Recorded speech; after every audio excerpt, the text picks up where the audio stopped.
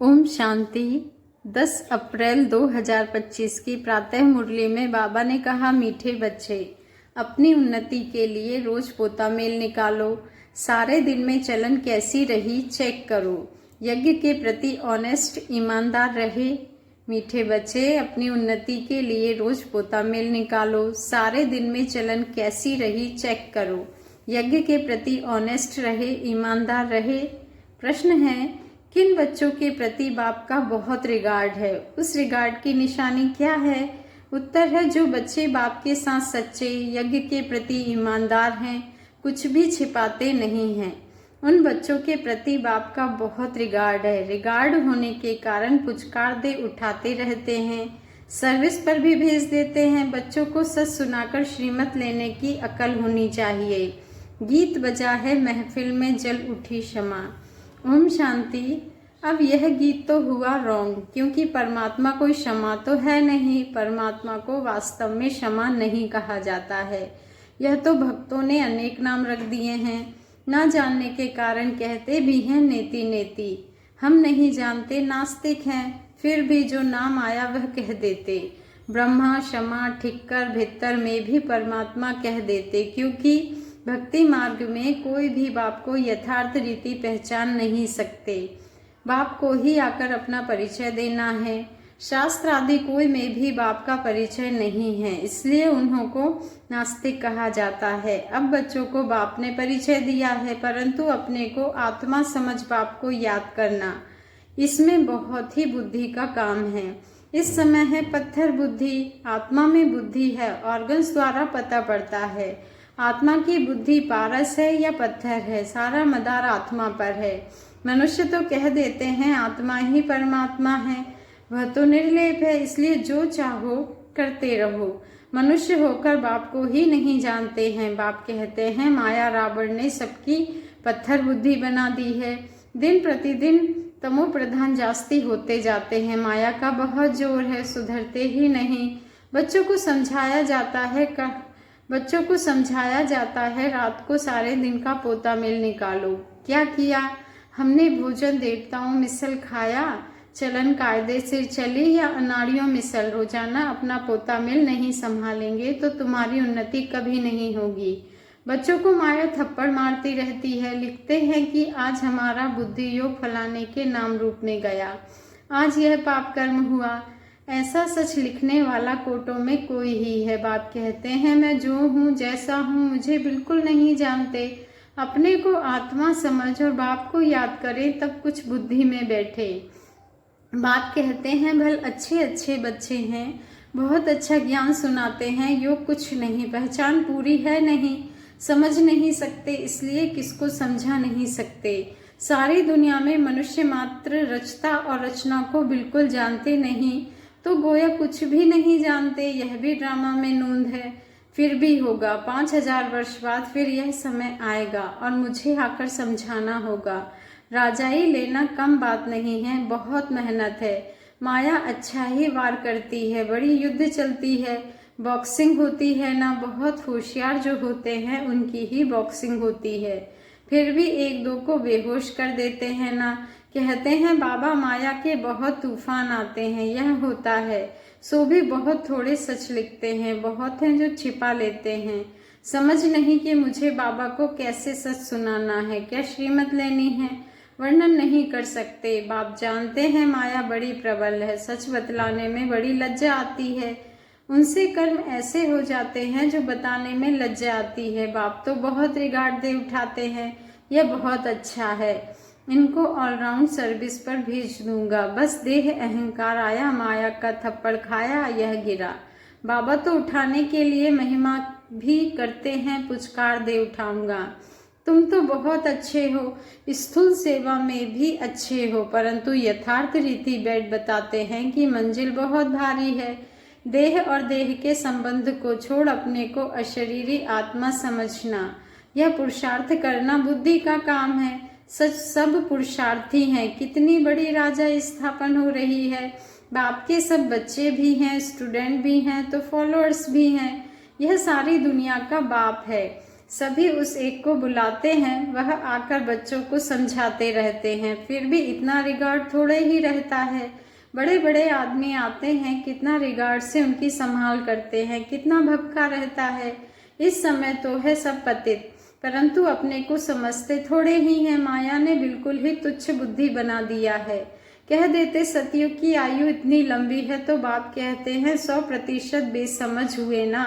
मनुष्य होकर और क्या काम करते रहते हैं। 5000 वर्ष की बात को लाखों वर्ष कह देते हैं। यह भी बाप आकर समझाते हैं। 5000 वर्ष पहले इन लक्ष्मी नारायण का राज्य था। यह देवी गुण वाले मनुष्य थे, इसलिए उनको देवता, आसुरी गुण वाले को असुर कहा जाता है। असुर और देवता में रात दिन का फर्क है। कितना मारा मारी झगड़ा लगा पड़ा है, खूब तैयारियां होती रहती है। इस यज्ञ में सारी दुनिया स्वाहा होनी है। इनके लिए यह सब तैयारियां चाहिए ना। बॉम्ब्स निकले सो निकले, फिर बंद थोड़े ही हो सकते। थोड़े समय के अंदर सबके पास ढेर हो जाएंगे, क्योंकि विनाश तो फटाफट होना चाहिए ना। फिर हॉस्पिटल आदि थोड़े ही रहेगी, किसको पता भी नहीं पड़ेगा। मासी का घर थोड़े ही है। विनाश साक्षात्कार कोई पाई पैसे की बात नहीं है। सारी दुनिया की आग देख सकेंगे। साक्षात्कार होता है, सिर्फ आग ही आग लगी हुई है। सारी दुनिया खत्म होनी है। कितनी बड़ी दुनिया है, आकाश तो नहीं चलेगा। इनके अंदर जो कुछ है सब विनाश होना है। सतयुग और कलयुग में रात दिन का फर्क है।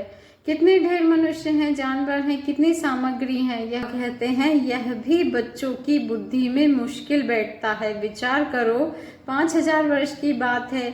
देवी देवताओं का राज्य था ना। कितने थोड़े मनुष्य थे, अब कितने मनुष्य हैं। अभी है कलयुग, इनका विनाश जरूर होना है। अब बाप आत्माओं को कहते हैं मामेकम याद करो। यह भी समझ से याद करना है। ऐसे ही शिव शिव तो बहुत कहते रहते हैं। छोटे बच्चे भी कह देते, परंतु बुद्धि में समझ कुछ नहीं। अनुभव से नहीं कहते कि वह बिंदी है। हम भी इतनी छोटी बिंदी हैं, ऐसे समझ से याद करना है। पहले तो मैं आत्मा हूँ, यह पक्का करो। फिर बाप का परिचय बुद्धि में अच्छी रीति धारण करो। अंतर्मुखी बच्चे ही अच्छी रीति समझ सकते हैं कि हम आत्मा बिंदी हैं। हमारी आत्मा को अभी नॉलेज मिल रही है कि हमारे में 84 जन्मों का पाठ कैसे भरा हुआ है, फिर कैसे आत्मा सतो प्रधान बनती है। यह सब बड़ी अंतर्मुखो समझने की बातें हैं। इसमें ही टाइम लगता है। बच्चे जानते हैं हमारा यह अंतिम जन्म है। अभी बाबा कहते हैं अभी हम जाते हैं घर। यह बुद्धि में पक्का होना चाहिए कि हम आत्मा हैं। शरीर का भान कम हो तब बातचीत करने में सुधार हो। बाबा कहते हैं नहीं तो चलन बिल्कुल ही बदतर हो जाती है, क्योंकि शरीर से अलग होते नहीं। देह अभिमान में आकर कुछ ना कुछ कह देते हैं। यज्ञ से तो बड़े ऑनेस्ट चाहिए। अभी तो बहुत अलबेले हैं। खान पान वातावरण कुछ सुधरा नहीं है। अभी तो बहुत टाइम चाहिए। सर्विसेबल बच्चों को ही बाबा याद करते हैं, पद भी वही पा सकेंगे। ऐसे ही अपने को सिर्फ खुश करना, यह तो चना चबाना है। इसमें बड़ी अंतर्मुखता चाहिए। समझाने की भी युक्ति चाहिए। प्रदर्शनी में कोई समझते थोड़े ही हैं, सिर्फ कह देते हैं कि आपकी बातें ठीक है। यहाँ भी नंबरवार है। निश्चय है हम बच्चे बने हैं। बाप से स्वर्ग का वर्षा मिलता है। अगर हम बाप की पूरी सर्विस करते रहेंगे तो हमारा तो यही धंधा है। सारा दिन विचार सागर मंथन करना होता रहेगा। यह बाबा भी विचार सागर मंथन करता होगा ना, नहीं तो यह पद कैसे पाएगा। बच्चों को दोनों इकट्ठा समझाते रहते हैं। 2 इंजन मिली है, क्योंकि चढ़ाई बड़ी है ना। पहाड़ी पर जाते हैं तो गाड़ी को 2 इंजन लगाते हैं। कभी कभी चलते चलते गाड़ी खड़ी हो जाती है तो खिसक कर नीचे चले आते हैं। हमारे बच्चों का भी ऐसे है। चढ़ते चढ़ते मेहनत करते करते फिर लड़ाई चढ़ नहीं सकते। माया का ग्रहण व तूफान लगता है तो एकदम नीचे गिरकर पुर्जा पुर्जा हो जाते हैं। थोड़ी ही सर्विस की तो अहंकार आ जाता है, गिर पड़ते हैं। समझते नहीं कि बाप है, साथ में धर्मराज भी है। अगर कुछ ऐसा करते हैं तो वो हमारे ऊपर बहुत भारी दंड पड़ता है। इससे तो बाहर में रहें, वह अच्छा है बाप का बनकर। और वर्षा लेना मासी का घर नहीं है, बाप का बनकर। और फिर ऐसा कुछ करते हैं तो नाम बदनाम कर देते हैं, बहुत चोट लग जाती है। बारिश बनना कोई मासी का घर थोड़े ही है। प्रजा में कोई इतने साहूकार बनते हैं, बात मत पूछो। अज्ञान काल में कोई अच्छे होते हैं, कोई कैसे। नालायक बच्चे को तो कह देंगे हमारे सामने से हट जाओ। यहाँ एक दो बच्चे की तो बात नहीं, यहाँ माया बड़ी जबरदस्त है। इसमें बच्चों को बहुत अंतर्मुख होना है, तब तुम किसको समझा सकेंगे। बाबा कहते हैं तुम्हारे पर बलिहार जाएंगे और फिर बहुत पछताएंगे। हम बाप के लिए इतनी गाली देते आए, सर्वव्यापी कहना या अपने को ईश्वर कहना, उन्हों के लिए सजा कम थोड़े ही है। ऐसे ही थोड़े ही चले जाएंगे, उन्हों के लिए तो और ही मुसीबत है। जब समय आएगा तो बाप इन सबसे हिसाब लेंगे। कयामत के समय सबका हिसाब किताब चुकतू होता है ना। इसमें बड़ी विशाल बुद्धि चाहिए। मनुष्य तो देखो किस किस को पीस प्राइज देते रहते हैं। अब वास्तव में पीस करने वाला तो एक है ना। बच्चों को लिखना चाहिए दुनिया में प्योरिटी, पीस, प्रॉस्पेरिटी भगवान की श्रीमत पर स्थापन हो रही है। श्रीमत तो मशहूर है। श्रीमद् भगवद गीता शास्त्र को कितना रिगार्ड देते हैं। कोई ने किसके शास्त्र व मंदिर को कुछ किया तो कितना लड़ पड़ते हैं। अभी तुम जानते हो यह सारी दुनिया ही जलकर भस्म हो जाएगी। यह मंदिर मस्जिद आदि को जलाते रहेंगे। ये सब होने के पहले पवित्र होना है। यह होना लगा रहे, घर बार भी संभालना है। यहाँ आते तो ढेर के ढेर हैं। यहाँ बकरियाँ मुआफिक तो नहीं रखना है। बाबा कहते हैं यहाँ बकरियों मुआफिक तो नहीं रखना है ना, क्योंकि यह तो अमूल्य जीवन है। इनको तो बहुत संभाल से रखना है। बाबा कहते हैं बच्चों आदि को ले आना यह बंद कर देना होगा। इतने बच्चों को कहाँ बैठ संभालेंगे। बच्चों को छुट्टियाँ मिली तो समझते हैं और कहाँ चले जाएं और कहाँ जाएं। चलो मधुबन में बाबा के पास जाते हैं। यह तो जैसे धर्मशाला हो जाए। फिर यूनिवर्सिटी कैसे हुई, बाबा जांच कर रहे हैं। फिर कब ऑर्डर कर देंगे। बच्चे कोई भी ना ले आए, यह बंधन भी कम हो जाएंगे। माताओं पर तरस पड़ता है, यह भी बच्चे जानते हैं। शिव बाबा तो है गुप्त, इनका भी किसको रिगार्ड थोड़े ही है। समझते हैं हमारा तो शिव बाबा से कनेक्शन है। इतना भी समझते नहीं, शिव बाबा ही तो इन द्वारा समझाते हैं ना। माया नाक से पकड़ उल्टा काम कराती रहती है, छोड़ती ही नहीं। राजधानी में तो सब चाहिए ना। यह सब पिछाड़ी में साक्षात्कार होंगे, सजाओं के भी साक्षात्कार होंगे। बच्चों को पहले भी यह सब साक्षात्कार हुए हैं, फिर भी कोई कोई पाप करना छोड़ते नहीं। कई बच्चों ने जैसे गांठ बांध ली है कि हमको तो बनना ही 3rd क्लास है, इसलिए पाप करना छोड़ते ही नहीं और ही अच्छी रीति अपनी सजाएं तैयार कर रहे हैं। समझाना तो पड़ता है ना। यह गांठ नहीं बांधो कि हमको तो 3rd क्लास ही बनना है। अभी गांठ बांधो कि हमको ऐसा लक्ष्मी नारायण बनना है। कोई तो अच्छी गांठ बांधते हैं, चार्ट लिखते हैं, आज के दिन हमने कुछ किया तो नहीं। ऐसे चार्ट भी बहुत रखते हैं।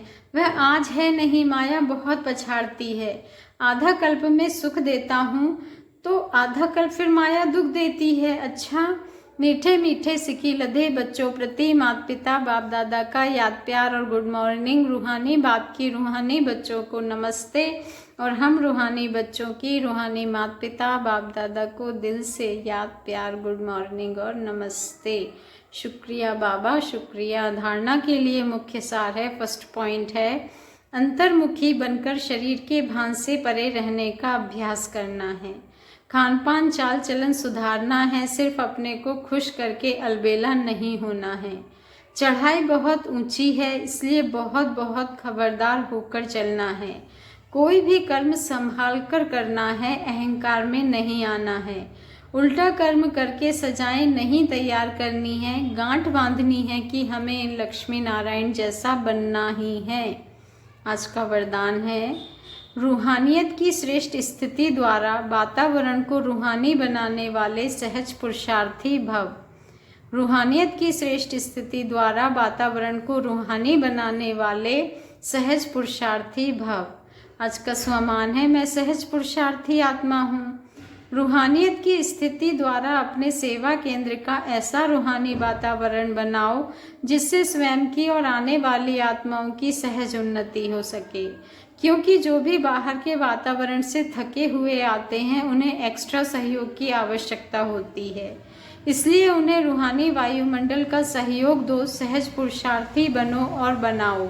हर एक आने वाली आत्मा अनुभव करे कि यह स्थान सहज ही उन्नति प्राप्त करने का है। स्लोगन है, वरदानी बन शुभ भावना और शुभ कामना का वरदान देते रहो। वरदानी बन शुभ भावना और शुभ कामना का वरदान देते रहो। आज का अव्यक्त इशारा है, कंबाइंड रूप की स्मृति से सदा विजयी बनो। बाप कंबाइंड है, इसलिए उमंग उत्साह से बढ़ते चलो। कमजोरी, दिल शिकस्तपन बाप के हवाले कर दो। अपने पास नहीं रखो, अपने पास सिर्फ उमंग उत्साह रखो।